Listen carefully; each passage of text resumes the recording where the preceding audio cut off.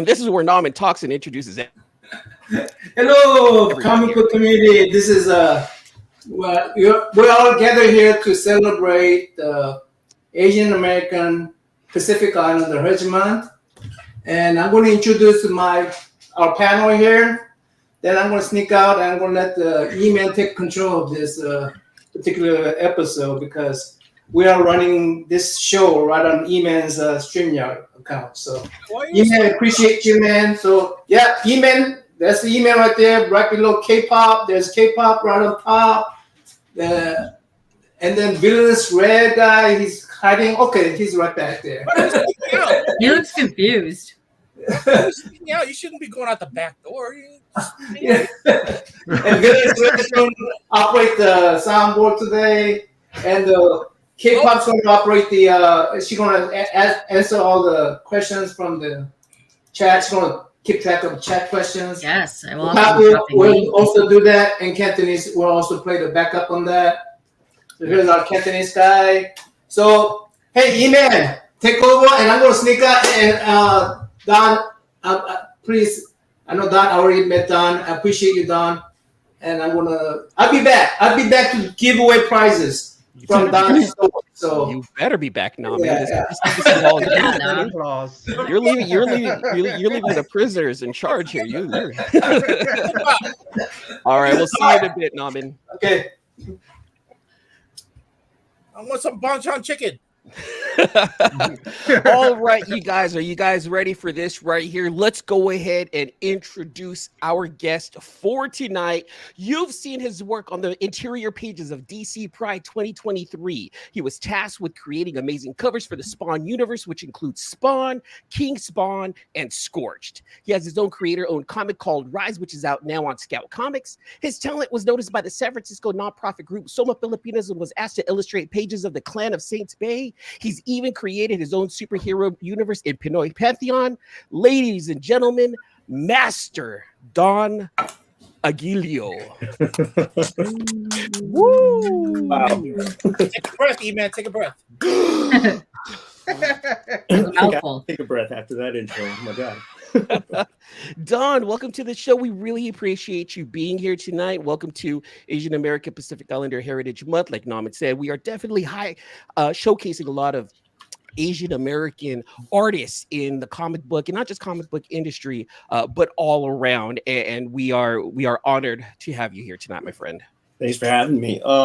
We are in the process of celebrating the month also through the dance company. I'm trying to do some stuff through art, so I'm glad to be swept up in it in the industry, on the industry front too. So thanks for having me. Oh, you said dance. Yeah. Are you a breaker? I wish.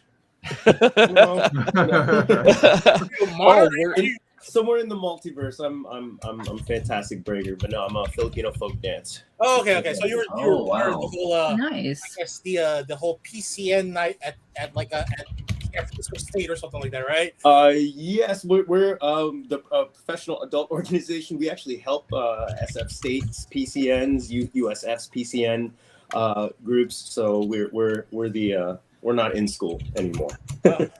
We're going to touch on all of that tonight, Don. Everyone who knows you right now knows you because of all the covers that you've done recently. A lot of people know you from, some of the interiors that you've done, but they don't know, and they probably don't know about your other forms of art. Like you mentioned, the dance crew, but we also know, I found out about your martial arts also. Yep. So we're going to touch on that. Again, Master Don Aguillo. Hey, he's Filipino, so that means he sings karaoke too. Oh, wait, do you? Tell me. Oh, don't. No samples. We're going to touch on some karaoke tonight as well. So, Don, talk to us about, who Don is. I know you are an artist that came from the Philippines to Pennsylvania, and that's where your story kind of starts right there. So tell us about the journey from PI to PA and how the art journey began. Oh man, can I steal that for my memoir? That's a great. Oh my God, that's awesome. We're recording this. You can steal whatever you want. As succinctly as I can put it, and you said a lot of it. As a Filipino, I was sort of expected to be in the medical industry, so I grew up in the math and science, and always drew. So as a Filipino, also our creative outlets were just kind of pushed aside or left to our own paces, and we focused on the books. So I did that up until freshman year of college at Penn State, at which point I had to take an elective to balance off the academic load, and I took drawing. So I always drew in people's yearbooks. I always had fun doing it. Drew Teenage Mutant Ninja Turtles, Batman, He-Man, She-Ra all through childhood, all good. But then I took that class, and every single assignment was the most important thing in my life. Like it was just for people to take, just to get rid of, just to scratch off the elective. And for me, it was like, this is my thesis. Like I have to do everything. And I spent a lot of time on it. And I was actually flanked by like the football players in the class, and they actually looked over my shoulder, and our TA, I hope they're not listening, but they didn't care about the class. So I was like sort of teaching the people on my left and right, everything from perspective to anatomy. And I'm like, whoa, there's something here. So I switched my majors, and then I told my parents, and apparently that's the wrong way around. I'm supposed to, but I don't think I would have gotten the an approval, so I had to do it this way. I apologize later. Donnie, who told you knew how to draw? Huh? You need to be a nurse like your cousins or your titas and your titos. Like, why don't you want to be a nurse? Who says that you're good in drawing, Donnie? Huh? Man, it would be so funny what you just did if it wasn't so triggering, Okay, go back in the yearbook. Were you ever the guy that took to the middle of the binding and said and just write down, "I'm the first one to sign your crack"? Sign your crack, yeah. Cracks. Only I didn't just sign them. People like asked me to draw in people's cracks, so I'm like, I had to live there for a little bit, I had to. Yeah, I got a lot of practice from yearbooks, but people wanted pictures, not words. So, but yeah, that's sort of my origin story. And subsequent to that, I spent some time in Rome to be like immersed in Baroque sculpture, and like tried to take it in, try to do the fast track to being an artist, just by just living in it. And to this day, like I can't do a straight portrait. I have to do something like Michelangelo slays the dragon. Like it's got to be dramatic. It's got to tell a story, especially since I usually do covers, which means I have to tell a story in one image. So visual storyteller is sort of what I'm trying to embody in my work, rather than just, illustrator or artist. But since the advent of social media, people like Mr. Todd McFarlane sort of, probably sit at home, just kind of scrolling like the rest of the world, and happen upon artists like me who like to put up process stuff and have no shame, and having people look at work, even though, it has a billion mistakes they probably won't see. But so yeah, that's sort of how things began. I mean, I've been an artist, an illustrator for a good 15 years now, but in the comics industry for the past almost decade, I think. We're gonna definitely touch on the Spawn universe here shortly, but I want to know a little bit more about Rome. I'm a travel guy. I like traveling. I like food and whatnot, but we'll get into that also. Tell us about your experiences in Rome, and how was it culturally for you going from the Philippines to PA to Rome and then studying there for about a year? In terms of cultural identity, I didn't really figure out who I was as a Filipino American until I came to the West Coast. So hitting those places, growing up in sort of central Pennsylvania, it was tough to figure that out in terms of my identity. Until I got to Penn State, and I met other Filipinos from like Philly, New York, but I'm from like State College, Pennsylvania. So I was the small town kid amidst all these like inner city Filipinos who spoke the language and everything. So going to Italy though, besides being immersed in art, Filipinos are sort of like second-class citizens there. We hold doors for people in our service industry, and it's that kind of thing. So in the Philippine diaspora in Italy, when I'm walking around carrying like a laptop, other Filipinos will see me and they're like, why do you have that? It was weird.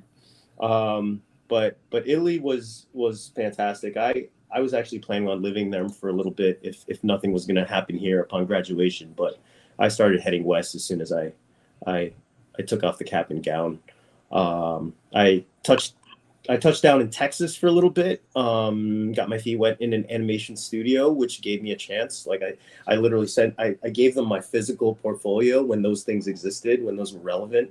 And my director over there gave me a chance. He was like, I don't think you've got the chops yet, but I think you've got a lot of potential, and I think you want to learn. So sit in this chair, stay with me, and I'll show you the way. So to this day, he still follows me, and he cheers me on. So I haven't heard much about your Texas route. Tell us a little bit more about that. You said an animation studio, right? Like what animation studio?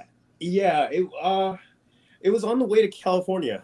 I detoured for a little bit. I have family there, so it was sort of halfway, you know. And I was young and dumb, so I'll try anything. And so I don't think I was ready for California yet. I don't know. But Texas was good. I happened upon that animation studio. I didn't chase it there or anything like that. But my freelance work began there, and I started to figure out remote work, and a lot of everything you see in my store, for example, and most of the work that you see now, it's a digital process. So I learned a lot, and I self-taught on the tablet over in Texas before I touched down in California. Well, real fast, let's talk about the equipment that you use. So currently, what are you using for your art? You know, I'd like to say I have a huge list and be all technical and give you the specs, but it's just a Procreate on the iPad. I mean, that's most people right now. I have this Cintiq like desktop, which basically acts as a monitor these days, and it's really sad because I dropped some serious dough on it when I bought it. But eventually I'll get back to Clip Studio Pro, which is what I have on my desktop. So those are my tools. But what you actually don't see is that I am surrounding myself with traditional tools, because in the advent of AI, most of us industry artists are getting together, having dialogues about like, well, how are we going to stay relevant? How are we going to, how are we going to beat these AI artists? I don't know who I'm alienating or offending here, but I don't care. I lost one project to AI 2 weeks ago, and so I'm not going to be apologetic about my stance on it. And you shouldn't. I totally understand that right there. You know, they certainly aren't. I've gone to war with some of them online, and I'm like, I'm going to wait. We're not in the Trump era. I've wasted my breath there, so I'm like, I'm going to stay right in my lane. So I'm here with my brushes, colored pencils. I'm an adult now, so I'm getting Winsor Newton gouache. It's not like that gouache, nice grocery store stuff. Yeah, so I'm self-teaching again how to hold a brush since I trained in it. Now, Katie's an artist herself, and she definitely likes to dabble in this realm. Katie, I don't know if you want to take over at this moment right here. Yeah, so I love art experimenting. Mixing with mediums is my favorite thing. I love doing inks, and I love doing stuff with watercolor and just going fun at it. To me, it's the most freeing thing. And I love experimenting. Because I was going to ask you that too. When you were in Rome, did you get to mix up a whole bunch of mediums and just test stuff out? Because you were in Rome. Come on, art capital. Let's go.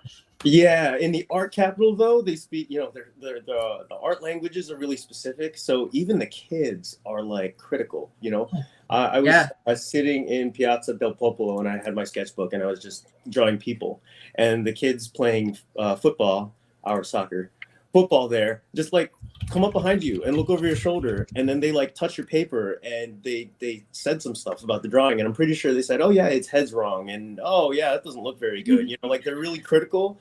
And I guess the kids there they're so transparent and open about expression, especially when it comes to the arts.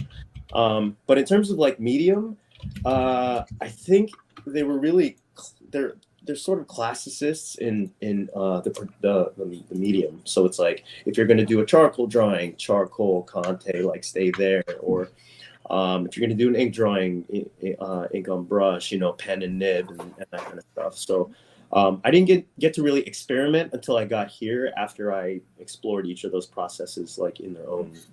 That's awesome. Yeah, but now it's mixed media. I'm just like, oh, gouache, the best. Dirt and yeah. Slap it on there. Oh yeah, it's fun. Oh, dude, I my favorite thing is black paper. I'm really into art game paper, and I will do metallic Sharpies and charcoal over it. It's my favorite. It's my favorite. It's my favorite. Let's go. Yeah, let's mix all kinds of stuff. Let's get gnarly. I feel like I have not completed an art piece unless I made an absolute mess.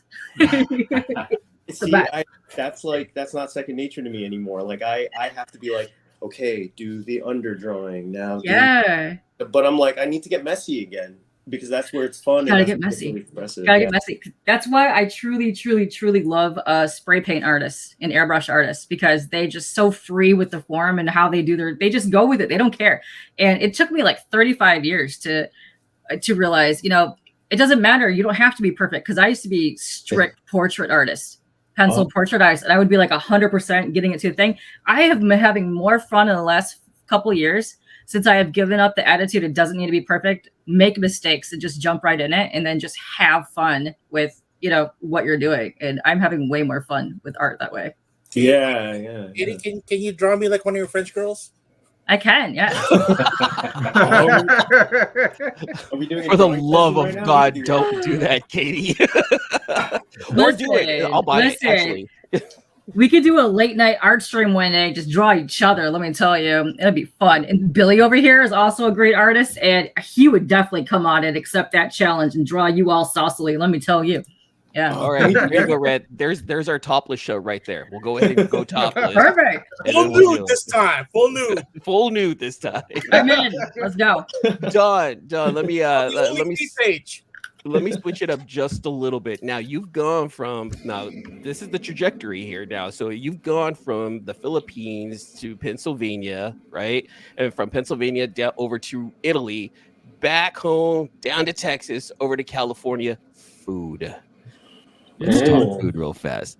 Out of all of these places that you've been to, is it California cuisine? Is it cheesesteaks? Is it, and I'm going to just generalize it, put Italian food? Are we talking like Texas barbecue? What's the one that you're like, that's tough.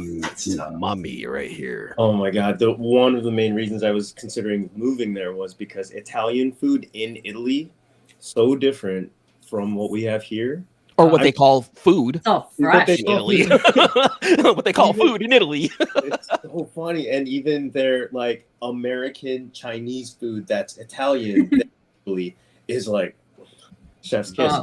I'm putting all the Filipino food aside just because I'm Filipino. I'm taking that bias and putting it aside. Filipino food anywhere. I don't know. I'm also a terrible food critic because I eat just about anything. But Italian food was a main factor in sort of my inkling to go. You saying Chef Boyardee's not Italian? Oh. I dare you to go to Italy and ask for Chef Boyardee's recipes. They would dog dare you. That would not end well, let me tell you. Is Boyardee French though? Boyardee. Wow. Oh, they would really hate you if that's the case. Oh man. So let me ask you. Texas barbecue is a close second, but not enough to keep it in Texas, definitely. I mean, yeah. Austin maybe. Right? Oh no, yeah, Austin, yeah. Austin. But I didn't live in Austin. You know what? I was considering moving to Austin, and food again was a major food and culture was a major factor. California cuisine, I am still trying to figure out because I am eating Asian up over here, but like I don't know what California cuisine is outside of sort of the Asian. It's just the regular stuff. Just add avocado. Really, that's it. Okay, so anyone who lives in California can attest to that. It's just whatever it is. Add avocado. You have better Mexican food. You have better. All the cuisine is just with avocados. Here's some chow mein, but add avocado. Oh my God. Isn't that the fusion? Avocado fusion, yeah. I bet someone's John, let me get into this one right here. So, how did moving to San Francisco solidify your love for the many forms of art that you're currently a part of, outside of just drawing? Well, I have to say I was going to settle in LA first. So I drove through LA and I literally had my car towed by U-Haul when I left Texas. I didn't have an apartment yet. I just started driving west. And I was going to be like, okay, maybe I'll go to LA and see what's going on there. I was there for like 2 weeks and I couldn't take it. I don't know. There was something about it that didn't hit right. So I was like, okay, going to go north. Never been to San Francisco. I hear good things. They like art. I'll go there. I'm going to do that. So I drove and I moved to Daly City. and on a rainy night on top of the hill, and I unpacked, and I'm like, this feels right. There's something about this feels right. And I never for people who don't know out there, Daly City is like Oh. the Filipino capital of the Bay Area. Like you go out there and it's mostly Filipino. So Don definitely landed in a place away from home to call home, which sounds pretty cool right there. Is that breaking news that Don just located himself for all the stalkers? Or is the breaking news? Do you have the breaking news? I don't have the breaking news. Dude, I've done everything from live stream and like I would show my password. I'm not private, so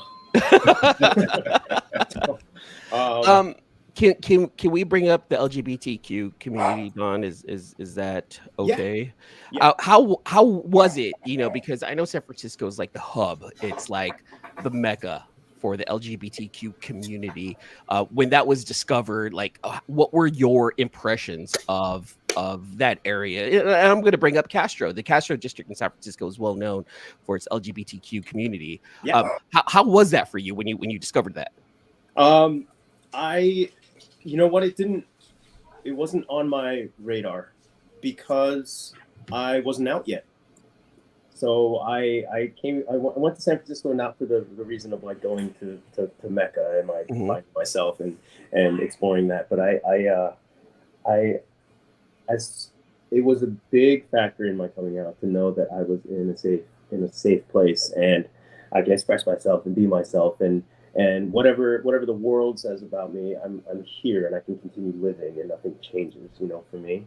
So that was big. I didn't really know of its reputation or of its status in the LGBTQIA world until I actually moved here. And just like Italy, I was immersed by it. So it was a huge influence. That's beautiful. Are you a little bit sad that the Asia SF has closed down? Yeah. We brought people there every time they visited. There were people who would visit who would ask to go there. Like that was a big part of the culture here. There's some beautiful people there. There are. So for people who don't know, Asia SF is this very a very lavish dinner with performers who end up dressing a certain way, and it's absolutely fantastic. It's very live, very fun, it's a sad thing that Asia SF ended up closing. So if anyone wants to look that up, look up Asia SF because I'm sure that there's a lot of information about that out there. Let's go ahead and bring it back to your art in comics. Tell us. I need to know this right here. I know you said this before. I know you've said this before on some other shows, but I want to hear it here. Tell us about the phone call. Oh, phone call from Todd McFarlane.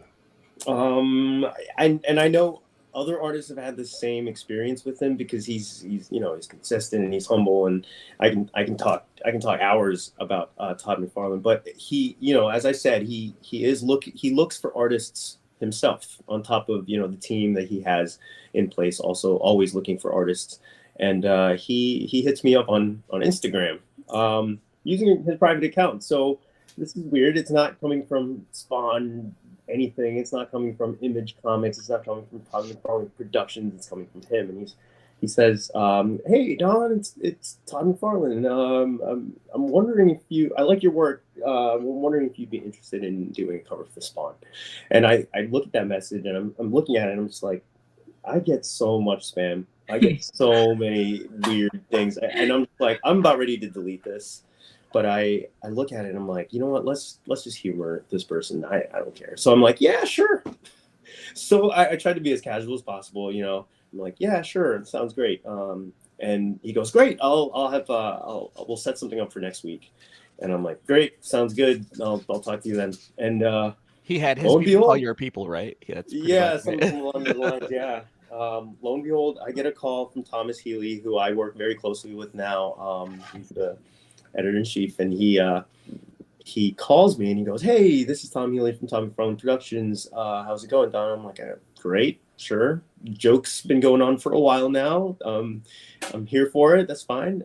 He's like, I didn't say that, but I'm thinking in my head, I'm like, this joke's going on longer than I expected. And he goes, "Yeah, hey, Todd, you're on the call. Don's here." And I'm like, what? And suddenly Todd McFarlane is talking to me. He's like, "Hey, Don, Steve, Don," like, he's very very colloquial and very jovial on when he's one-on-one. So he's just like that. Like, we've been friends forever. And I'm like, what? And I'm here beside myself. Like, this is Todd McFarlane talking. You know his voice, right? You listen to everything he does on YouTube. I'm listening to his interviews since forever. And I'm like, holy, this is Todd McFarlane. And he goes, yeah, I just wanted to know. Thanks for responding. And I wanted to see if you'd like to do a cover, and gives me a brief synopsis of what he's looking for, and then he actually does a private portfolio review of my work on Instagram, and I'm like, this is a dream come true already. Just to talk to Podfather himself, and he wants to show me my work and tell me what's working and tell me what isn't working and what works for him and what he's looking for, and I'm like straining to pay attention because I'm still in this sort of surreal space where I'm trying to figure out if why is this happening to me? How is this happening to me? Is a Liefeld's impression of Todd McFarlane spot on? What was that? Yeah, it is. and I assume that you get a lot of spam mail, so you get a lot of mail from from King Al from Albuquerque, Nambia, asking for him. Hey, you got him too? Yeah. Oh wait, he told you that he was the prince also from some random country, right? That he needed my credit card information and everything. Yeah, they want a commission. So Don, what was that time frame? What, like, in terms of the work that, was there a specific date that you were targeting, and were you like trying to get it all pieced together? No, they gave me ample time. It was actually sort of an open invitation, but they were looking at King Spawn #1. They set a lot of lead time, so they that was my first assignment. King Spawn 1, cover F, behind some of the biggest names that I knew when I grew up, right next to Todd McFarlane, and I'm just like, this is crazy. This is surreal. This is insane.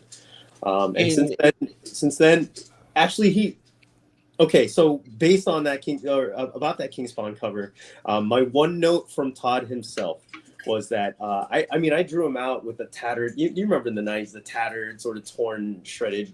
Cape that's thing. my favorite. That's my favorite. Yeah, and it's my biggest memory of Spawn. But my one note from him was like, yeah, we sort of cleaned up the cape a little bit, so I'm gonna need you to smooth out those edges. And I'm like, oh man, no, bring it back. Bring back the tattered cape. That's why. So did you back the Spawn Kickstarter figures? Okay, I backed it, and it's my absolute favorite thing is the cape on that thing. It's the most fantastic thing ever. Yeah. It's so funny. He's capitalized on like articulated capes. It's so cool. No, I get that cover. I have room for I have a King Spawn. The King Spawn figure at the top of the shelf here. So that was like as we were coming out of the pandemic, right? Around the 2021. Yeah, the tail end. I think it was in the middle of the pandemic, actually, right? Yeah. Which one, the Kickstarter? Yeah, like technically, it was still kind of height of pandemic. Yeah. We were hitting like it was at the height. Mm-hmm. Or maybe just past. And he said himself, like, the pandemic was a blessing in disguise, but he knew it was going to be temporary, that the publishing was going to get sort of a breath of fresh air because people were at home and people were reading and people had time. So he took advantage of that, and that's when the Spawn universe expanded. Yep. Yeah. All of us were buying comic books like crazy during that time. 2020, 2021, 2022. Yeah, everyone was at the LCS. Well, everyone was working from home, so everyone had that. I'm going to take lunch. Run over to the LCS right quick. in your best Don Aguillo face, using your theater experience. I need to see the face that you gave the moment you heard that it was actually Todd McFarlane. Hi Don, this is Todd McFarlane. I need to see that face of like No, it was the furrowed brow thing. I did the flared nostrils. My mouth was getting dry because I had to talk during this conversation. Like, I didn't know what to say. I was gonna be like, oh my God, you're Todd McFarlane, but I actually reserved that for the time I met him in person, and I actually said, oh shit, you're Todd McFarlane. And he goes, yeah, I know. Yeah, I You deserve God. fangirly moments. Sometimes that I happens. did, and I'm trying to keep cool, but I think he appreciates that. Like I hope he appreciates that. He's annoyed So by you guys are like on the cash now. You just call him, hey, Toddster, what's up? it. Oh man. no, it's Todd. Don't worry about it. It's Todd. He's cool. He's cool, folks. Right there. Yeah, and I've heard like Jason Sean Alexander. He has the same story that he went through with Todd, and for him to be my hero, and for him to have the same kind of fanboy moment about him is humbling also. That's awesome. Tell us a little bit about any of the projects that you're coming. I believe that you might be coming out with some new projects in this world. Could you tell us a little bit about some of them? I was going to reserve this for the end, but no, since we're on Todd and Spawnverse, what projects are coming up? Yeah, well, the Spawnverse. Just to say on the Spawnverse for a little bit longer, Spawnverse is expanding yet again into, I believe, 10 new publications, some of which are miniseries. And I was originally slated to do a variant for one, but now I'm doing all 4 covers for Misery, which is Cyan's book. And I was excited because I sent in my first cover, and then Thomas was like, "I want to do a second cover for it," and I'm like, "Yeah." And I did it in like 2 days because it just poured out of me. He's like, you know what? Why don't you just go ahead and do the rest of them? And I'm like, nice. This is awesome. That is so sick. It's cool to have like my own the whole miniseries sort of in my voice on the cover. But it's even more humbling to bookend the beautiful interior art because the artists they have on these books are legendary and amazing. Even the upcoming ones. So. I'm excited. On the DC front, I have Outsiders #4, which is a part of the LGBT celebration for Pride, and I did my first Batwoman. My second Batwoman. My first one was in Pride 2023. So this is my first Batwoman on the cover. I have that. I have that book. Nice. Yay! Now I know you're known more for like the cover art, right? For some of these books. Talk to us about the process when it came down to doing some of the interiors that you did for DC Pride 2023. Like, how did you approach that? And I'm pretty sure that was done differently. I did. You have to do it differently. There's a shorthand to it. There's a compositional element that's different because of paneling. Like there's a graphic element. So I was full on digital painter. When I was brought on by Michael McAllister at DC, and he used my email channel. So I was like, okay, I see the email address. This is DC talking. So that is Michael McAllister. He didn't use like some private IM or IM. Wow, what year is it? Private. You said I am. You totally aged yourself. Hold on, real fast. Let me cut into this real fast. I saw an interview from 2018 with you on it, and I know that it's the Filipino blood. But why? I think you're a vampire. How is it that you still look the same that you did in 2018 and in 2024? Like you have not aged. No, that's not true. That's probably why I'm wearing a hat right now. There was no time. Asian don't reason. Asian don't reason. Oh man! Listen, I'm not even Asian. I get people ask me all the time if I'm in my 20s, and I'm like, no. Yeah, I thought. But I will accept being carded. I love being carded. That's always nice. So I'm sorry. Go ahead and go back. Go back to the whole DC. All right, Asians don't raise it except in the shower, and it's cold. I don't have that problem. I don't know about you. I'm not gonna lie. I take my baths. Yeah, I totally raised it there for a while. It was away. Can I interrupt 1 second? Because all the way from Australia, we have my Mac Bros who just celebrated their very first Kickstarter and celebrated their very first free comic book day. Give them a round of applause. He has a question. Did you ever go full fanboy and call him Todd Daddy? Oh my God. How close were you to doing that? Oh man. No, I will. No, I That's going to happen next time now. Let me tell you.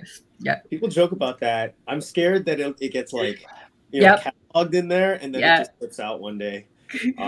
To which he'd probably just laugh. But and I hope, and I know he has that kind of sense of humor. But man, if that ever slipped out,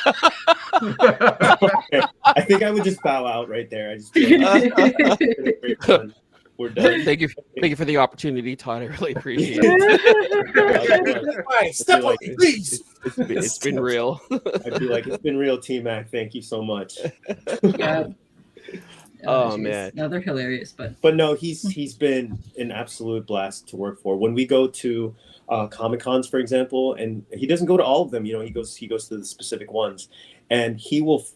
I'm one of his. You know, I'm not widely known, but like I'm one of his artists, and he'll spot me in a crowd, and he'll wink, and then he'd like, bring me in. And I was with Steven Segovia at San Diego Comic Con, and I just went over to go to Steven, a fellow Filipino. He's working on X-Men and Spawn at the same time.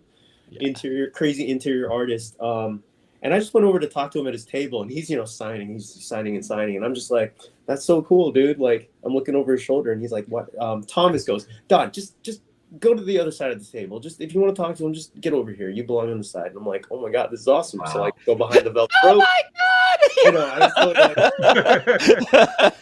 It's too funny. And Steven and I are laughing together, and he's like, yeah, man, I'm just getting better at my signature. And then we look over at Todd. He finished signing. We look over at Todd, who has a line way past around the block, around the con block, and he stops the line and he looks over at us and he waves and winks. He does that thing, and then he stops his line just to come over to us to talk to his art. Awesome. And then he like huddles us up and like has a little powwow with us and talks to us about getting what you want and like know your value and he even says and all his artists here know this too. He's like, I hire people who can do what I can't do, and he really values like the skill that he brings on to his projects because he wants people to express themselves the way they do it and not the way he does it. And that is from a humble person. That is not from, his reputation precedes him in many circles. But like, if you take that humility and you take that business savvy and you throw them together, that is a powerful being. And mm-hmm. I just want to one day be that on top of the game, Oh, for sure. But he gets mad when he has to stop talking to his fans and like go to a meeting or something. People will be like tapping his shoulder. I can see that happening. Yeah. He's got assistants and like, you got to go to the next thing. He's just like, oh, I just want to talk. I want to say hi to everyone. And he really, and that's his biggest advice to me was like, don't put a wall between you and the people who love your work, because they are the reason you eat. They are the reason you get a roof over your head. Like they are the reason you do what you do. Okay, that's it. Don, I work in San Francisco. We're gonna meet up. I'll treat you to lunch. Just like. Make sure you bring the avocados.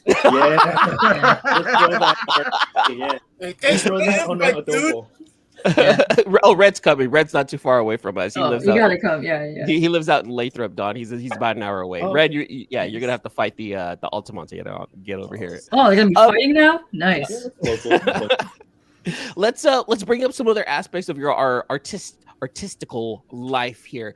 So Parangal is a dance troupe here in San Francisco. We brought that up and touched upon that earlier tonight. And unfortunately, I was trying to make it to the show last year. So if you guys don't know, Don's also a part of a dance troupe here in the Bay Area, which honestly travels. It sounded like you traveled a lot.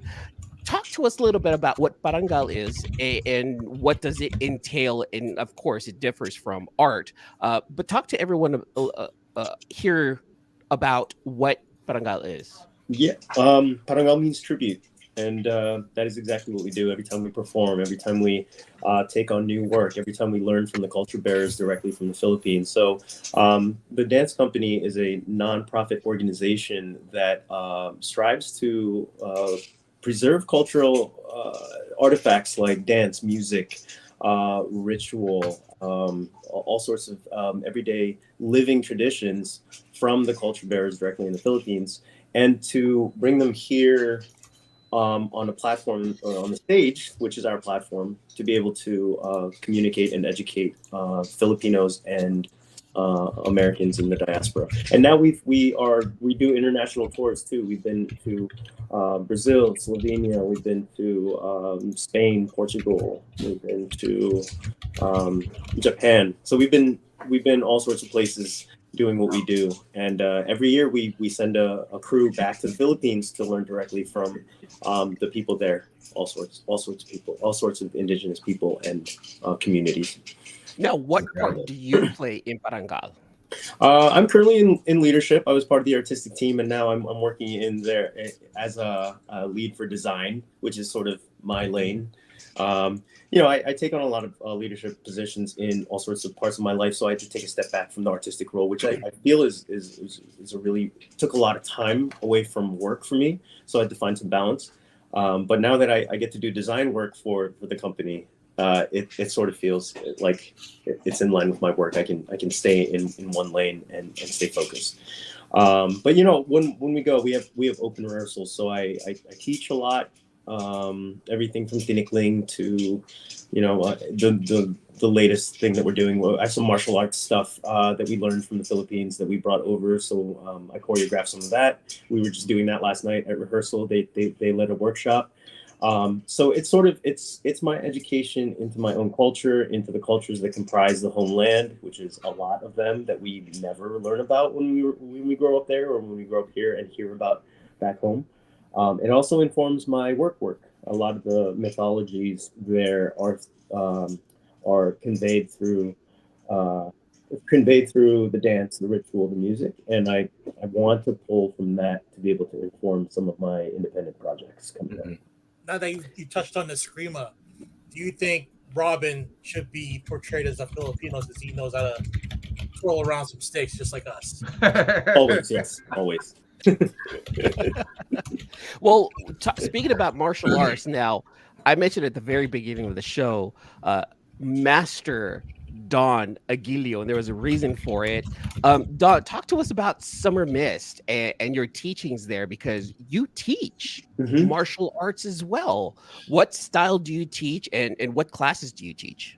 I am a fourth Dan master in Tang Soo Do, which is a Korean martial art, which is a sister martial art to Taekwondo.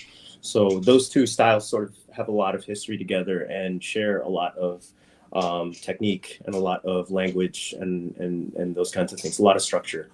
So I've been studying Tang Soo Do for about 25 years now, and I was part of a studio here in San Francisco. It was one of the first things I established when I moved here, to be a part of a studio, and then eventually I owned my own studio. So I run a school here, which takes a lot of time. Yeah. And I'm grateful for it. It's a beautiful community. I sort of keep my worlds separate, but not tonight. Not tonight. Or we're bringing all of them in here tonight, Don. Yeah. It's so Asian American Pacific Islander Heritage Month, and we're going to talk all about it tonight. So, are you familiar with some of the comics that are around the Korean martial arts that are not just the Taekwondo? Because Jay from Ruling Hand has a comic book that is featuring, because she's a master in it. She's one of the only masters in the United States that's in some of these martial arts, but she has her own comic, and it's like a sci-fi thing, but it has to do with Korean martial arts. Is that right? Taekwondo. Yeah. Oh, that's awesome. Is she the titled character? She's the one that runs the book. Oh, her name's Jay. Yeah, it's her book. Yeah, she lived in Korea for a long time, but she's from here, and she got into the martial arts when she went to Korea in the military. So she wrote a book about it. Yeah, amazing. Yeah. Oh, she's self-publishing. Yes, self-publishing. Yeah, yeah. Maybe Don, you can have your people contact her people. You maybe introduce her to Todd. Yeah, maybe have the same type of experience. Okay, sure, this is Todd. Whatever. Yeah. Lots of people. Let's go ahead and touch on a little bit more of the local nonprofits that you're also a part of here. So Soma Pilipinas, that's a local project. And here's the funny thing, Don. I actually work off of Lapu-Lapu in San Francisco, so I'm like only a few blocks away from Soma Pilipinas. Right. I know they ended up reaching out to you and Raf Salazar with regards to clans. I'm so sorry, it was clans of something. I apologize. Yep. Thank you. Mm-hmm. How did that happen, and how was how was it working with Brad Salazar? Interesting you brought it up because the Parangal company, Parangal Dance Company, is sort of a nexus for a lot of conversations in that community, because that's how I met Alulia Panis, who is the director of Cool Arts. That's that's the organization that commissioned us to take on this project. Under her advisement and guidance, we were led to all of the movers and shakers of the Soma district, and the assignment, the grant project, was to take all of them and turn them into superheroes and create a book. To create a book and a mythology and world build this fictitious place where we can convey their stories and how they do what they do, but in a fantastical way, so that it would be available to, like, the kids in the neighborhood and the communities, and in an artistic way. So we would be able to tell their story through a different medium and a different narrative vehicle that isn't just, they handle administration, but there's so much that goes with that. They are clothing people, they're sheltering people, they're making sure the schools are running, they are taking care of the elderly. Like there were so many allegories that we needed to convey through the work. So we went and interviewed as many of them as we could. Usually we were pointed in the direction of these people. They would tell us everything from their favorite color to superpower they wish they had, to how their superhero outfit would look like if they had to wear one. And some, they would bring in like Filipino garments, and they're like, oh, I have a yellow sweater that I just wear every single day and people hate it, but it's my favorite thing. And it's like, it got really personal. And the more details they were able to give us, the more character we were able to infuse into this book, and it got easier to write. So I partnered with Raph Salazar, who used to live in the Bay Area and is now in Philadelphia. So now we're a bi-coastal partnership. He's an illustrator, freelance illustrator like me, but please check out his work with Raph Salazar on Instagram. He is a phenomenal interior artist and digital painter. So he is working on a book with Mark Theodosia, who's doing Bayani in New York City. I did covers for him, but Raph is doing the interior work for several of his books. I'm sure you've heard of him through the community too. So we are hitting it from two coasts. I actually have like an unboxing of Mark Teodosio's The Realist Bayani, Simulan ng Bayani trade, or he calls it a graphic novella. Cool guy, and yeah, that's awesome that you guys were able to meet each other, because he's in New York and you're here in the Bay. So just being in the community, that's fantastic. Going back to the Clans of Saints Bay, and please forgive me if I'm putting you on the spot with this one right here. Where can anyone watching this find that? Is it still available? Where could they purchase it? Yes, coolarts.org. You can get it directly from the commissioning agency that brought us onto the project. So they are the nonprofit organization. It is at SF Public Library also. They got a ton of copies there that they brought on to be available to you. But getting it from Cool Arts, KULARTS, directly would be the best. I'm not sure how many they have in stock yet, and I think there were always talks to do a second printing because it was really popular. So we're going to sell that out tonight. It's going to happen. Head to arts.org, pick up a copy of The Clans of Saints Bay by Raph Salazar and Don Aguillo. Awesome. Now, kind of sticking into the same subject right here, you yourself created your own superhero universe with Pinoy Pantheon. A lot of people probably haven't heard about that. Talk to us about the beginnings, the middle, and the end of Pinoy Pantheon. I know it's been a minute, but I want to be able to get this out for you. Right. Pinoy Pantheon, actually, it's not my own universe. It's my take on a lot of the classic Golden Age, Silver Age superheroes from the Philippines. So everything from Darna, which is their / our version of Wonder Woman, to Captain Barbell, which is their / our version of, let's say, Shazam or Superman, to a whole bunch of other ones. There's Zazaza Torna, who is a drag queen and represents trans culture too. So I kind of threw all these heroes together because I wanted to, learn my culture, but also in the industry. So I tapped into sort of that intersection and tried to learn about all of these. And then I updated all of their like sort of outfits to something that made sense to me. So I kind of put my own spin on all of them. I'm doing a second version, which will be tapping into some more modern heroes. So everything from so I'm gonna have Trece in there, and all sorts of other sort of modern age Filipino comics. So to have the two prints live coexistence. Now, the C-List Villains podcast, Red and I and a couple of our other buddies, we've actually had Budget Tan on the show to talk about Trece. Nice. He's such an awesome guy. I love Budget so much, and if we can get him on for Asian Pacific, mispronouncing the name is Budget, not Budget. Oh shit! He didn't tell me that, Red. He didn't tell us that. Kuya Budget. That's why he's not back. I have that accent earlier. Okay, we're gonna have to edit that out somehow. My ass, Red. Yeah, and Where's the sample man? Where's the sample man? I know. Where's the sample, Red? Oh my Yeah. god. Was it Captain Barbell? Is that what you said? The name? Yeah. Okay. His story is literally he's like this little kid in the barrio, and to get his power, he has to dive to the bottom of the ocean, and he has to get his barbell, which is sitting at the bottom of the ocean.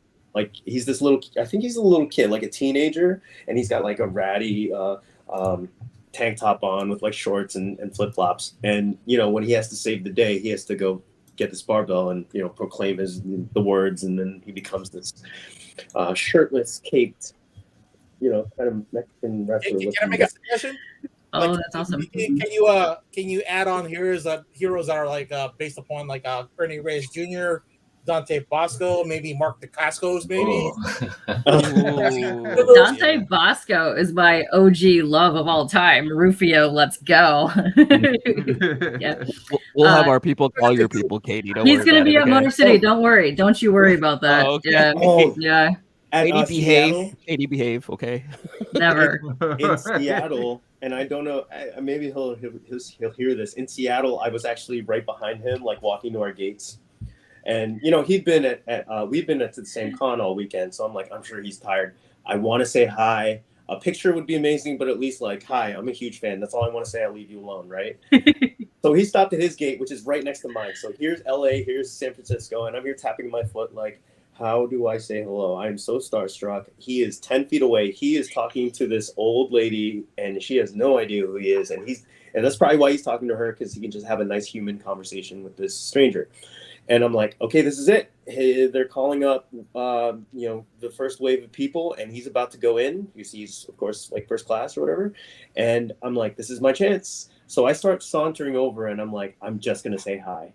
And before I get to him, like 5 feet away, this jerk swoops in, and he puts his arm around him. He puts his hands on Dante Bosco, and he's like, yo, dude, can I get a picture? And he whips out his phone before even getting like an answer. Man. I'm like, you are the nightmare fan of like anyone. And I'm just like, shoot, that was my moment. Like, that could have been me. Could have been me. Yeah. Could have been me. I could have put my arm around it. Hey, you know what? Next time. Everyone's still young. There's a lot of cons coming up, Don, and I'm pretty sure you're gonna run into Dante here and there. Like, don't worry about it. You know Todd. You work with Todd McFarlane. All right, don't worry about it. I think you're on a different level than Dante. Yeah. Okay. Oh God. I'll just do a Rufio digital thing. And I'll do it. Take him. Oh, yes. Dude, yeah. Rufio's the best. I picked up a Hook comic today. Okay, that's how much I love this dude. Yeah. You don't know that? There's a hold on. It's right next Oh my God. Oh, dude. That's awesome. Yeah. No, there's a whole movie adaptation of the comic book. Look. Which file is it? Is Dante on the cover, Katie? And one Tell of me them Rufio. Hold on. I went to like so many shops today. Oh man, she did not waste pre-comic book day. I went to 5 comic shops, and I ended up at State of Comics because I was hustling books with my friend Jason. You're amazing. Who has his own comics, but yeah, hold on. Where'd it go? Damn it. Where's this thing? It's like the first thing I pulled out of here. Look. 2 issues. Hold on. nice. Oh shit! Oh, yeah, right there. Nice. You're right there. Look at that. Boom. Yeah, I love that dude. Yeah, come on. I think what is it, 3 or 4 issues? But yeah, 4 issues, and it's the whole. It's based on the movie. That's Go so get cool. it. Marvel did that? Wow. Yeah, Marvel did them. Yeah, add that to your list. Talk about fan. Look at that. Katie came through with that one right there. I Listen. love it. Listen, but I want to follow back too because there's people typing in the chat. We have a couple things. So you mentioned She-Ra earlier. She-Ra is my boo. I actually have the golden books down here, and I had every single figure of all time. And King Leek is asking, is that the Mondo She-Ra behind you? Because he is jealous. You know what? I just picked this one up because she was in a bin. I don't know where she comes from, but she is fantastic. Wow. Oh, dude, he's even more jealous. If you got it from a bin, he's crying right now. Let me tell you. Son of a bitch! Yeah, don't ask me. Yeah, exactly what's happening right now. Yeah, they had 5 of her, and it was the last day of con, so they were willing to make a deal. So you are lucky, dude. Also, Hold on, which con was this? Yeah, I was just at C2E2. Oh, C2E2, nice. Yeah, there were so many dudes that were at C2E2. Also, because you're talking about action figures, you have a custom action figure stuff. Yes, I do. I'm going to paste this right now. I do. Hello, how did you get involved into that? I don't feel that they were making toys fast enough of characters I loved too much. Perfect. So I had to, if something's not getting done, you're gonna have to do it yourself. So I guess you let know. Yeah, and I love diving in bins, and if every time I came up on a Marvel Legend that's like $3 in a bin, I'm gonna turn it into my favorite character. So it is a cheap way to get the figure that I wanted and to do it through a process that I love. So I learned to do painting on figures in the round and how to take figures apart and resculpt hair and stuff like that. Yes. And clay, put some clay on there, do whatever you want, customize it. Yeah.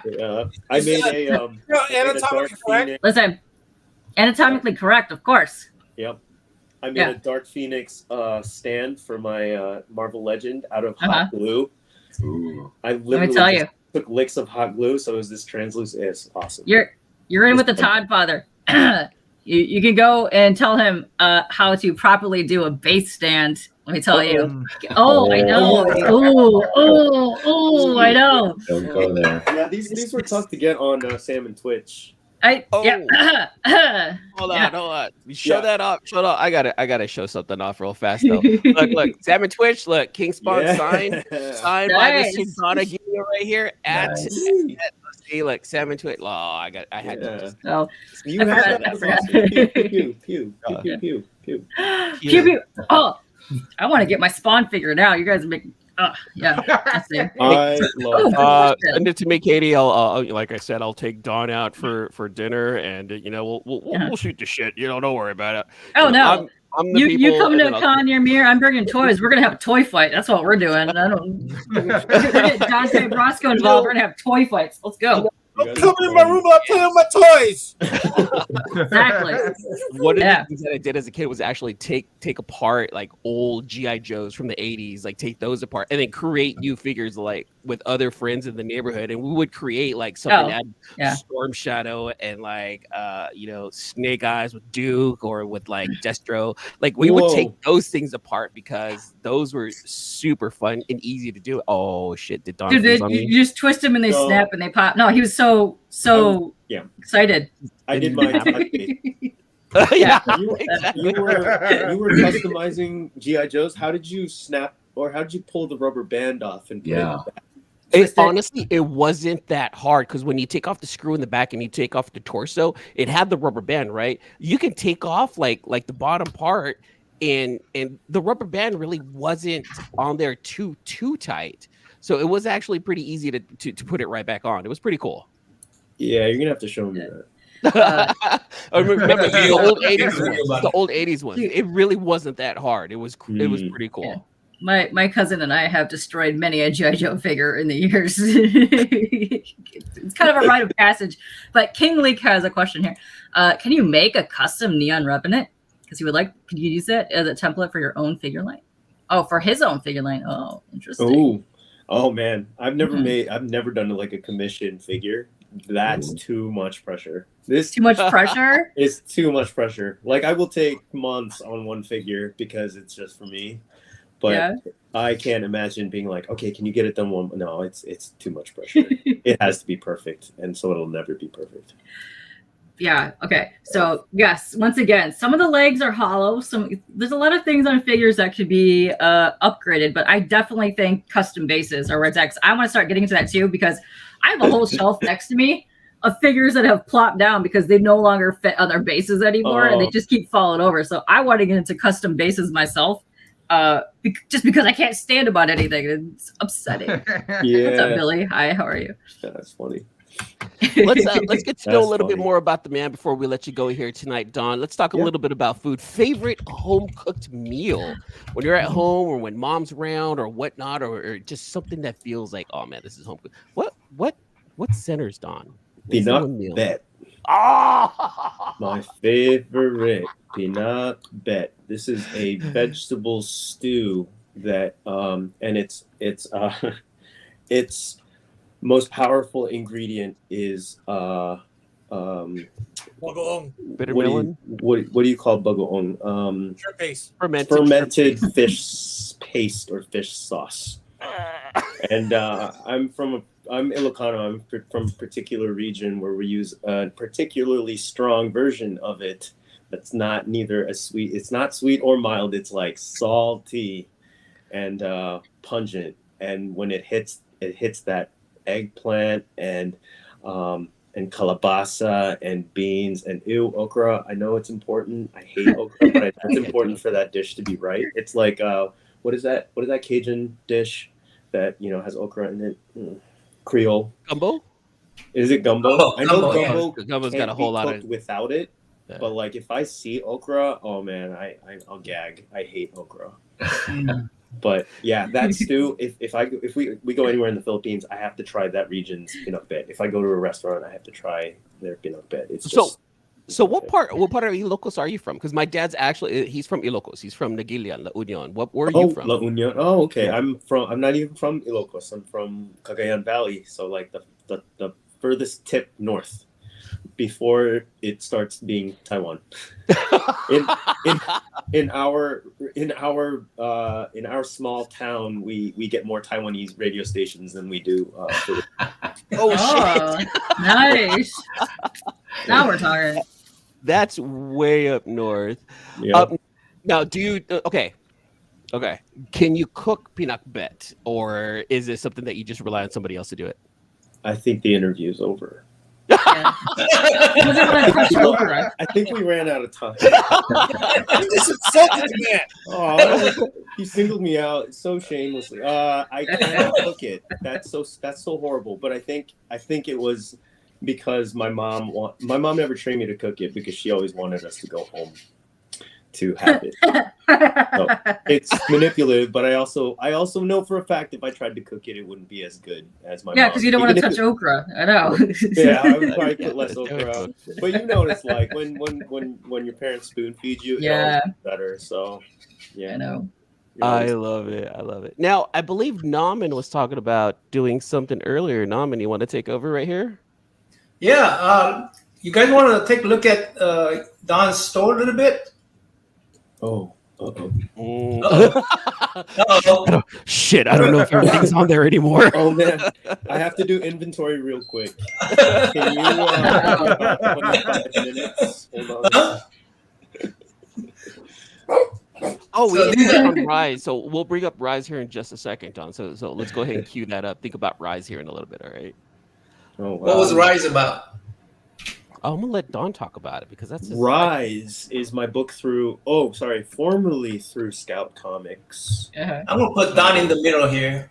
I have I have stepped away from I have separated from Scout Comics to continue publishing it on my own. So Rise is actually going to go through a reboot process and will be either independently published or shopped out to.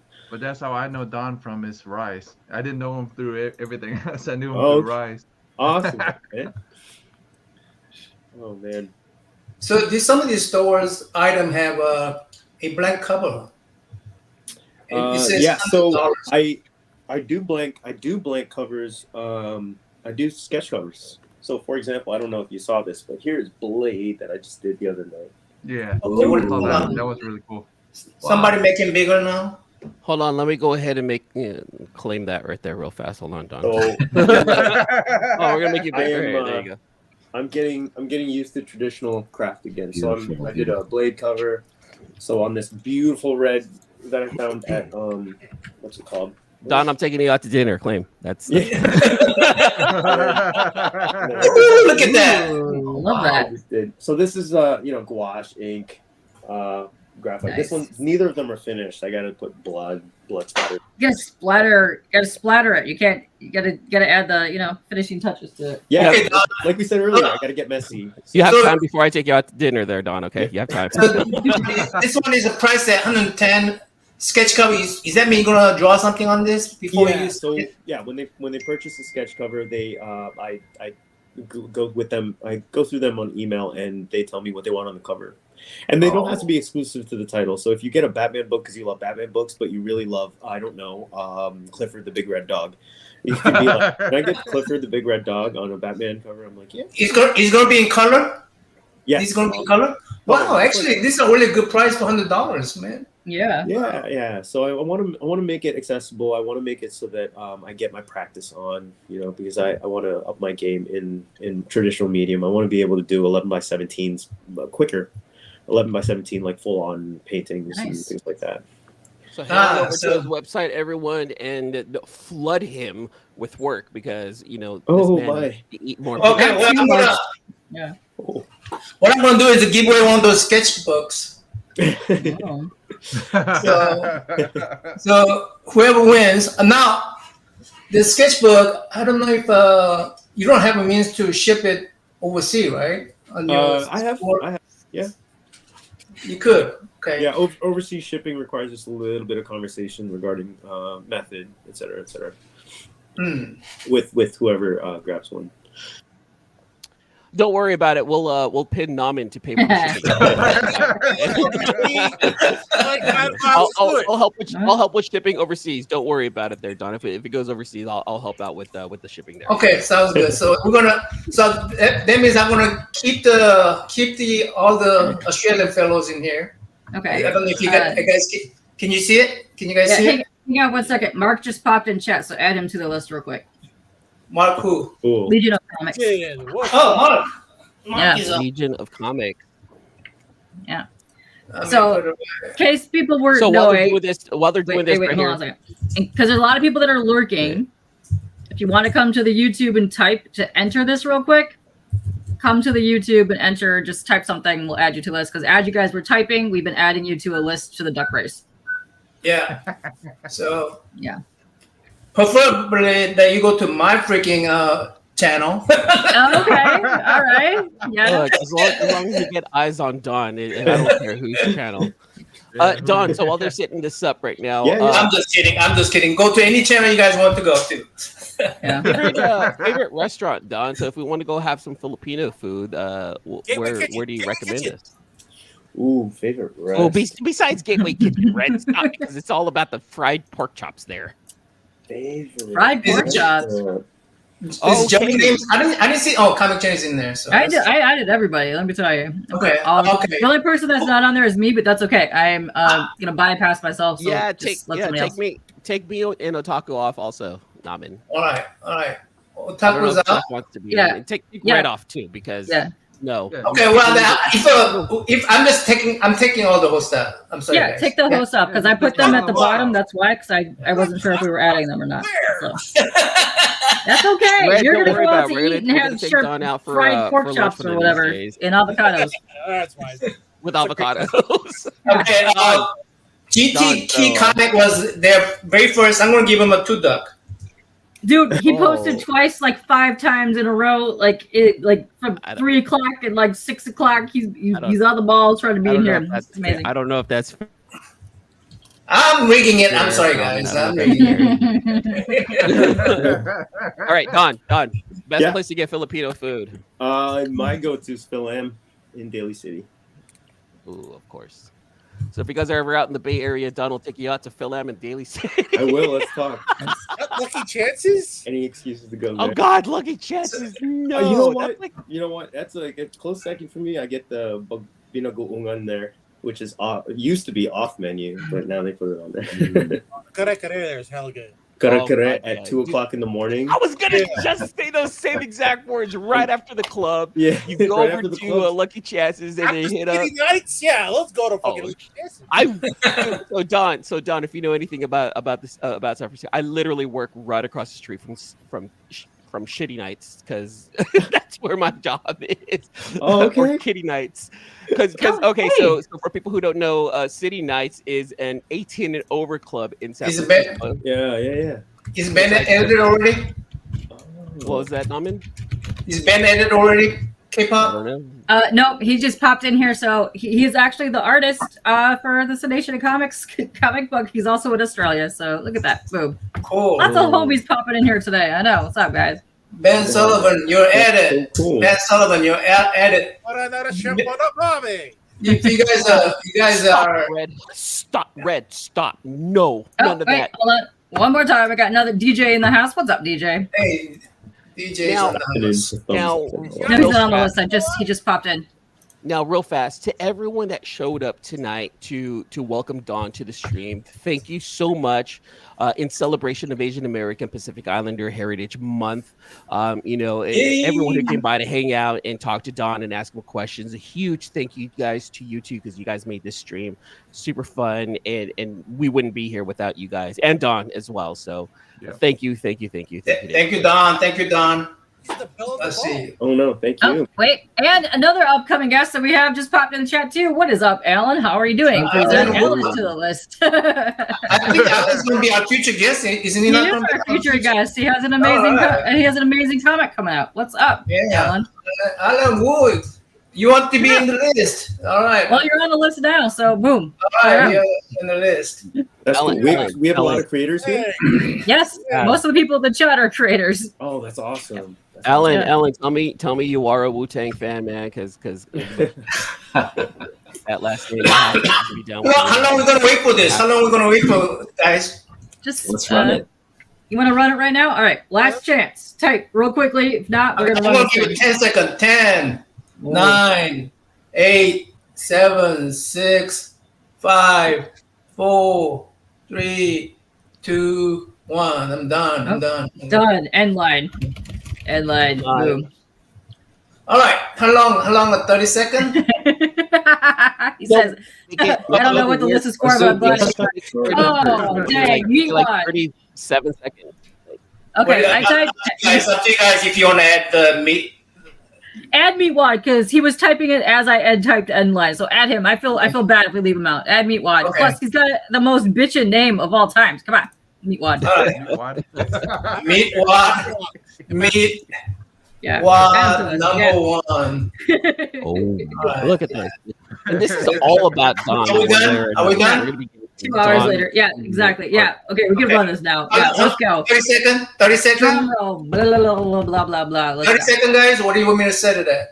Go like at 34 seconds, like something. Yeah, odd. do something. Hey, what's your favorite number, Don? What's your favorite number, Don? Perfect. 8. So sorry. That's not okay. Shortest Go death 30, rate of go, all time. go 38. Let's go 38 seconds on this one right here. Did we decide to take the Derby today? Was that right? 38 seconds. 38 seconds. Derby today. Okay, I'm going to say that 30 seconds. All right. All right. Look at all those guys. Okay. Buddy, come on, big buddy. Before you hit the start, everyone's asking, what is this for? This is amazing. Oh, what is this for? Yeah. You're going to get a sketch cover from Don. God damn. Yes. You said With cover. actual art on it, not just the cover. And, yeah, you get to choose. I mean, I guess what I have to do is pay for it, Mhm. then have Don talk to whoever Yeah. on Instagram. Whoever the winner is on Instagram. So I have to Some people only have Twitter, but if that's the case, I'll get their information and have them, and I'll contact you on Instagram if that's the case. okay. But look, And I'll have you like, area. email you or I'll something. area, so Don, I got 5 on it. Okay. I got Yeah. 5 Oh. on it. This All is right. this is far out. I love this. Good luck to everybody. And if somebody Thanks, wins, guys. I hope you put Rufio on that thing. Let me tell you. Rufio as Batman? That would be Rufio is Batman. Oh, that'd be cool. let's go. Rufio. All right, so you get ready for the race. Let's ready for the go. race. All right, start. Good luck, everybody. Wasn't that Good luck, the everyone. I feel like he was. Oh my god. Longest 30 seconds ever right here. It's gonna happen. I think Don was on. Go, my 8. duck. All right, is now in the front. We all know exactly what happens when people are out in the front so early. Oh no, Comic Johnny is leading on. Alan, you're so Come on. Oh, and you're dressed as a vampire? This is great. Let's go. Let's go. Oh, Ben's definitely.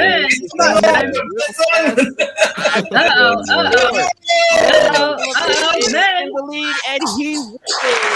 Boom. Check that out, man. Congrats to Ben. We just want a sketch covered by Don. Oh. All right, Ben Sullivan. I didn't mean to do that. There you go. All right. Congratulations, Ben Sullivan. Congrats, Ben. Hold on, wait. Is Ben overseas or He here is in America? Australia. He's Australian. Oh, of course he's Australian.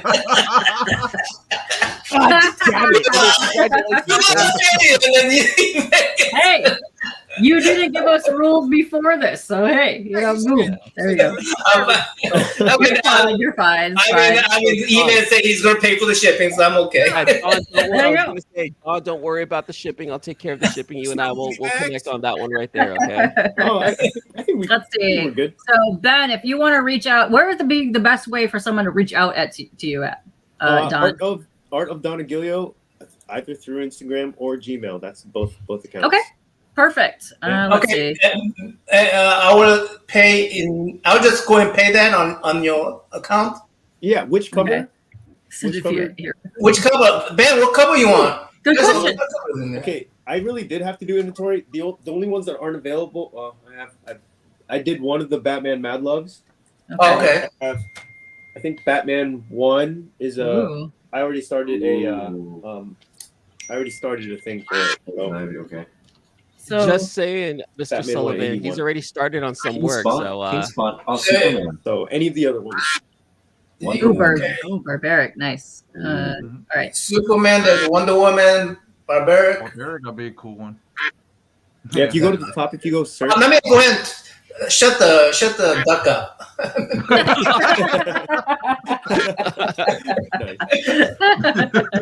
I think if you look up the category and you look for sketch cover. yeah. Okay. And Category, it'll where's switch category? go. I think. Where's category? Perfect. If you Is it go- custom? Under custom? No, if you go to search Search. and just put Yeah. Sketch cover. Sketch. Put sketch cover. It should pull up all of them. I should do that under categories. There you go. Look at adding, getting ideas. So you got Batman. Look at that. Ben says wait, anything That's you the do, one. I That's the will Ivy, right? Ooh, 181. Wonder Girl right there. Wonder Girl. Power Girl. Ooh, Power Oh, Girl. you gotta get the yellow Hold one. on. Don, listen to what he's saying. Don, anything you do, I will love. Just try to make life easy for you. This Don. is from Whoa. artist to artist. Yes. Ben, you've got to have like a favorite character. Oh yeah, this is artist. By the way, Yeah. So yeah, way to go, Ben. Congrats on that. Anything you do, I will love. Okay, I think Superman. Congratulations. He's going Superman. Was there more than one Good. Superman? Yeah. Is there Let's a see. There Superman? you go, Superman.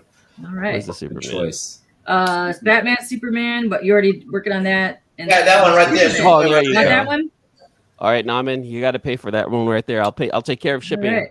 Okay, I'll pay for this one and Superman. Okay, I got you you. have You see. Do you have a Pull that preference out. of a Superman, or are you just like any Superman, or just have him roll with Superman? Because I know Dude, some people you're- are super 78.